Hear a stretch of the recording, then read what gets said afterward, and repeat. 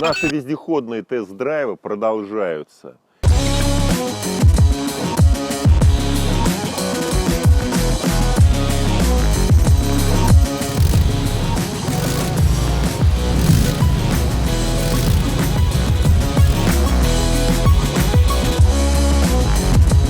И в этот раз наш рассказ об страннике, который не мог вообще никак появиться в России. Исключительно благодаря усилиям нашего мотомира он и есть.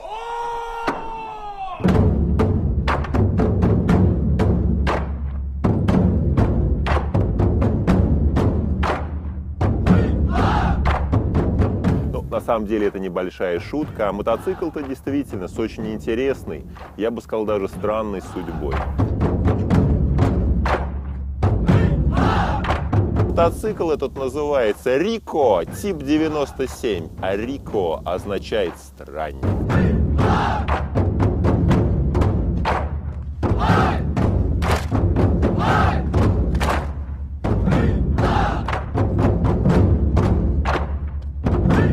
Так вот, эта вся история началась в 30-е годы, когда Япония не была нынешней Японией, такой демилитаризованной, такой вся пацифистский, мирный. Нет, это были такие зубастые рексы, самураи, что они хотели по меньшей мере владеть половиной мира, всей Азии. А вообще стратегия максимум у них предусматривала мировое господство. Вот как они только хотели с немцами расходиться, мне до сих пор непонятно, но не важно. Самураи парни головастые, а в то время Харлей Дэвидсон считалось, производил самые технологичные, не самые лучшие, но самые технологичные мотоциклы в мире. Это конец 20-х, начало 30-х годов, и они покупают конструкцию Харлей Дэвидсона. Покупая все чин-чинарем, лицензия, выплаты, роялти. Но уже через 2 года началась война в Китае, и этот мотоцикл стал воевать. Ну, естественно, под японцами. Харлей всполошился, как так? Ведь японцы там делают, не побоюсь этого слова, геноцид, а японцы на них просто плевали.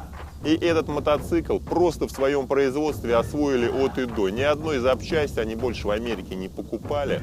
И вот от этого мотоцикла, хотя это такая, считается копия Харлея, ни одна часть от Харлея не подходит, равно как и наоборот. На самом деле, это мотоцикл чисто японское произведение, но, естественно, основан на конструкции Харлея.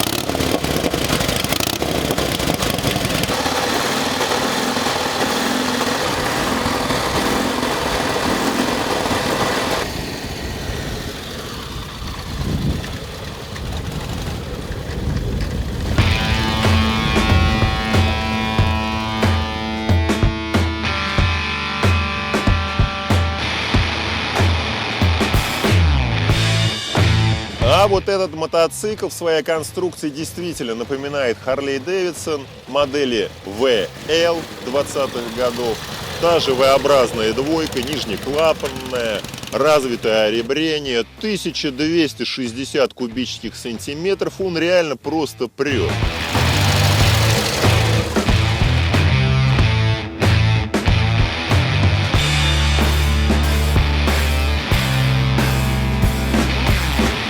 Также по-харлеевски разведена коробка перемен передач, такая мощная, да, то есть все сделано кондово, большие ножки сделаны, чтобы все было удобно.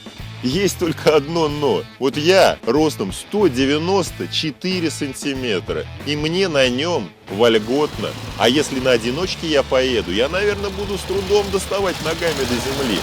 Как ездили японцы на нем, если их средний рост в то время составлял 152 сантиметра? Парадокс.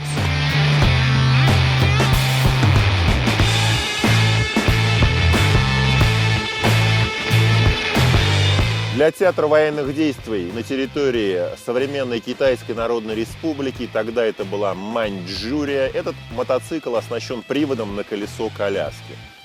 Смотрите, это еще бездифференциальный привод. Напоминаю, если бездифференциальный, то ступица заднего колеса посредством кардана соединена со ступицей колеса коляски. И когда это включается вот этим рычагом, привод, вот так он включен, то начинает вращаться одновременно с вращением заднего колеса еще и колесо коляски.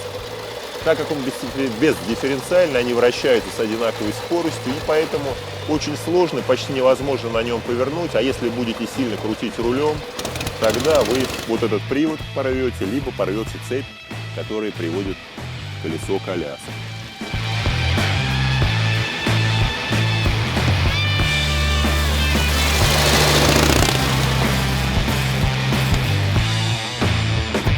Здесь у нас прикрыт масляный насос, намеренно прикрыт для того, чтобы как можно меньше было выступающих частей, чтобы он как можно меньше забивался грязью.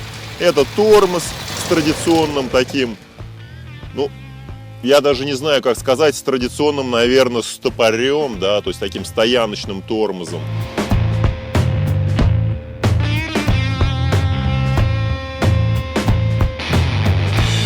Обратите внимание на редуктор, который говорит о том, что этот мотоцикл обладал серьезными внедорожными качествами. Давайте с вами вместе это проверим.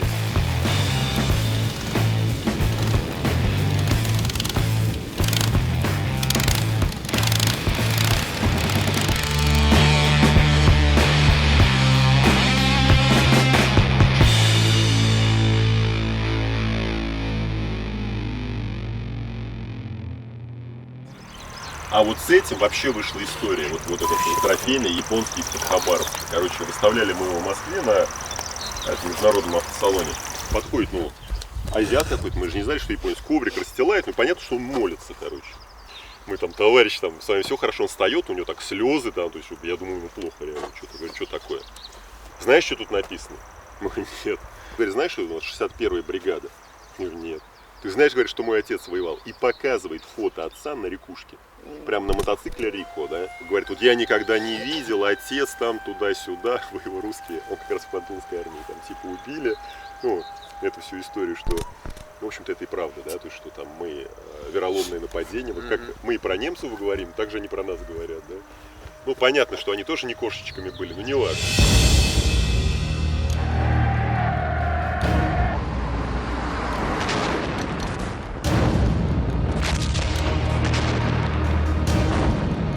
Вспомните, в 1932 году американцы продают лицензию на производство этих мотоциклов, а уже в 1941 году, в конце этого года, знаменитая трагедия на Филиппинах, полуостров Баатан, когда 90 тысяч американских и филиппинских солдат попали в плен к японцам и шли этой печально известной дорогой смерти. 2 недели без воды, 2 недели без еды, и несколько десятков тысяч американцев погибло. Наверное, многие были из них из города Милуоки, штата Висконсин. Наверное, многие из них работали на компании Harley-Davidson. Так вот, как они встретились с этим внебрачным сыном компании Harley-Davidson? Японцы, что они делали? Вот посмотрите, здесь закреплялась винтовка Арисака со штыком, с тем, чтобы штык находился несколько в распор по ходу движения мотоциклов на уровне человеческого роста.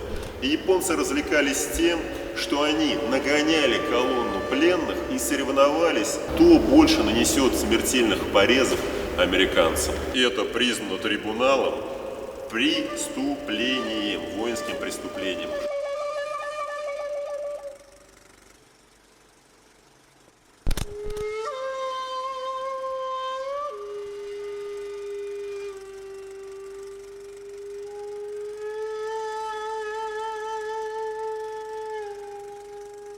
Вернемся к мотоциклу.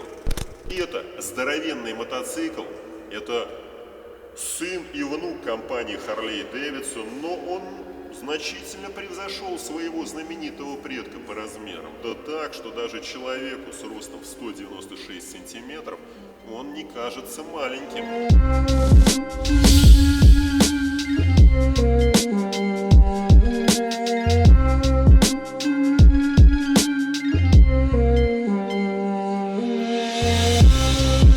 Здоровенная V-образная двойка впечатляет. Вспомните, 1200 кубических сантиметров. Да, в общем-то, он и видно, что этот движок больше, чем у «Жигулей» первой модели.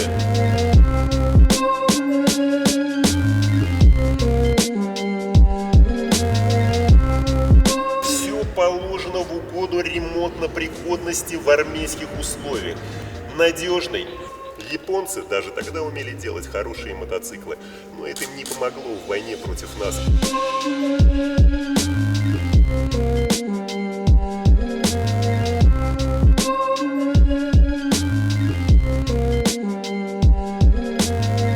Есть даже легенда, что когда этот мотоцикл испытывали в армейских условиях, то его главный конструктор в условиях Маньчжурии отстал в 30-градусный мороз, когда у него с утра не завелся мотоцикл. На что ему его коллеги, офицеры японской императорской армии, сказали: ну, ого-го, догоняй. Так вот, для того, чтобы разогреть масло, он развел костер под днищем картера и завел. И должен сказать, что когда вы приедете и прокатитесь сами, мотоцикл заводится отлично, идет отлично.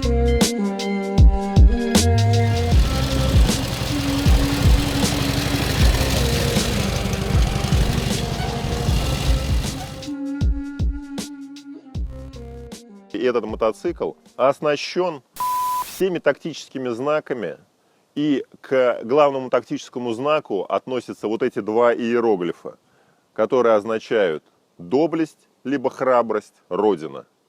Но это на самом деле девиз самураев, и этот мотоцикл раскрашен в цвета самого боевого подразделения морской пехоты японской императорской армии, которая воевала с американцами на островах.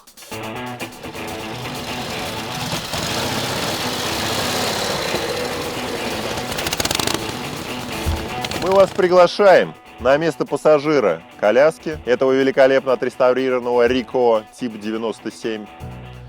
И не зря это делаем, потому что эти мотоциклы ходили под офицерами японской императорской армии в чине не ниже майора.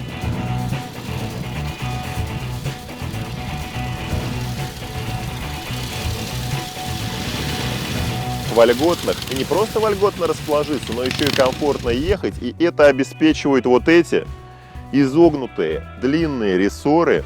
Когда едешь в коляске этого мотоцикла, то ты не едешь, ты просто плывешь.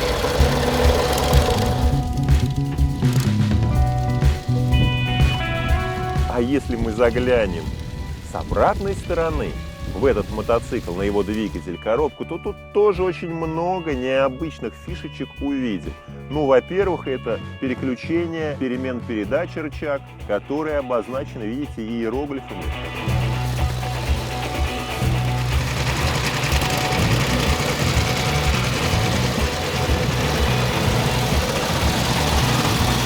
Традиционная харлеевская педаль включения сцепления. Значит, нажимаете пяткой сюда, сцепление включаете, переключаете эту скорость вот этим рычагом. И поехали. Кстати, в коробке есть задняя передача. Ну, понятно, большой вездеход. Офицеры без задней передачи ездить не могут.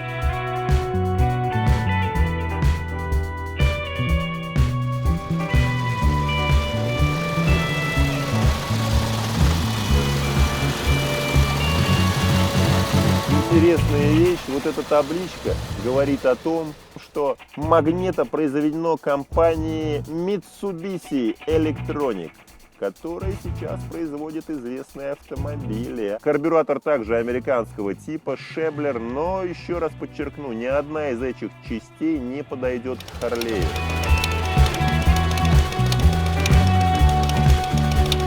Не можем не показать вам место оператора-водителя. Оно такое брутальное, что вам точно захочется прокатиться. Смотрите, какой руль.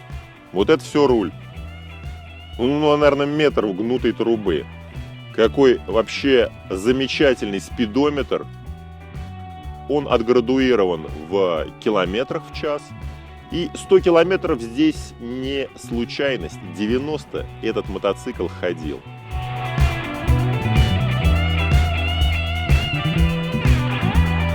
Здесь бензин, здесь масло, масляный насос. Можно подкрутить, если вдруг масляное голодание у двигателя. И второй бак бензина. Но японцы, они же так могут навернуть, что не разберешься.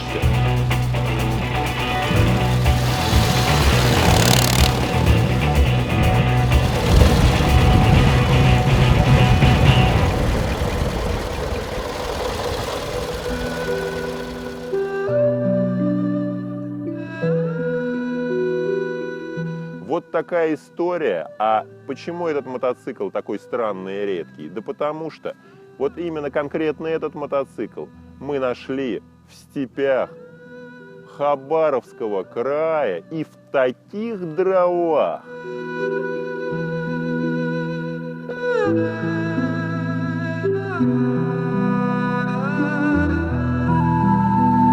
А потом с такой любовью его сделали для вас, что сейчас просто даешься диву.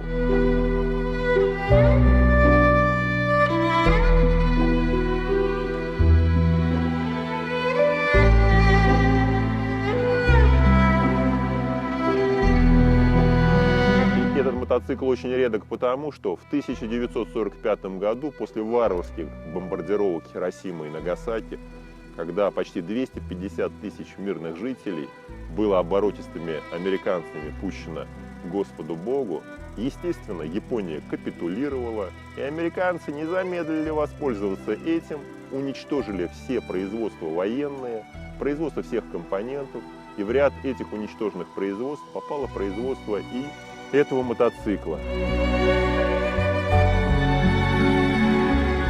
Американцы не остановились на уничтожении военного производства. Они все мотоциклы военные, естественно, Рикошка, как мы его любовно называем, относится к этому типу военных мотоциклов, были уничтожены и порезаны под нож. Так что только трофеи, которые остались у нас на территории СССР, России теперь, могут радовать нас и по сей день.